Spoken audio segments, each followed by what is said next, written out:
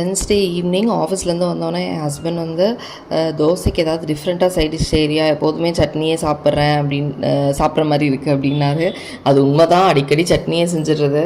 So அதனால் தக்காளி குருமா வந்து 1 pot ரெசிபி வந்து பண்ணியிருந்தேன். அப்புறம் மாவு நல்லா புளிச்சு வந்துருந்துச்சு, அதை வச்சு தோசை செஞ்சாச்சு.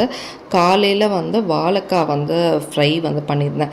இது வந்து ரொம்ப நல்லா இருந்துச்சு. உங்களுக்கு ரெசிபி வேணும்னா கமெண்ட்டில் சொல்லுங்கள், நான் வந்து ஆட் பண்ணுறேன். அதுக்கப்புறம் போகா வந்து கேட்டிருந்தாங்க. ஸோ அதனால் போகாவும் செஞ்சு லஞ்ச் பாக்ஸ் வந்து பேக் பண்ணியாச்சு. பிரஞ்ச் மாதிரி சாப்பிட்டுக்கிறேன்னு சொன்னனால போகா வித் வாழைக்காய் வந்து கொடுத்தாச்சு. அண்ட் ஒரு ஹாப்பி நியூஸ் என்னென்னா, நம்ம சேனல் வந்து 100 சப்ஸ்கிரைபர்ஸை க்ராஸ் பண்ணிருச்சு. சப்ஸ்கிரைப் பண்ண ஒவ்வொருத்தருக்கும் ரொம்ப ரொம்ப தேங்க்ஸ். ஆனால் நம்ம சேனல் நீங்கள் பார்த்தீங்க அப்படின்னா வியூஸ் நிறையா இருக்கும், சப்ஸ்கிரைபர்ஸ் கம்மியாக இருக்காங்க. ஸோ சப்ஸ்கிரைப் பண்ணாமல் நீங்கள் பார்த்துட்ருக்கீங்க அப்படின்னா take a moment to subscribe. Thank you so much. Wednesday evening ஆஃபீஸ்லேருந்து வந்தோடனே என் ஹஸ்பண்ட் வந்து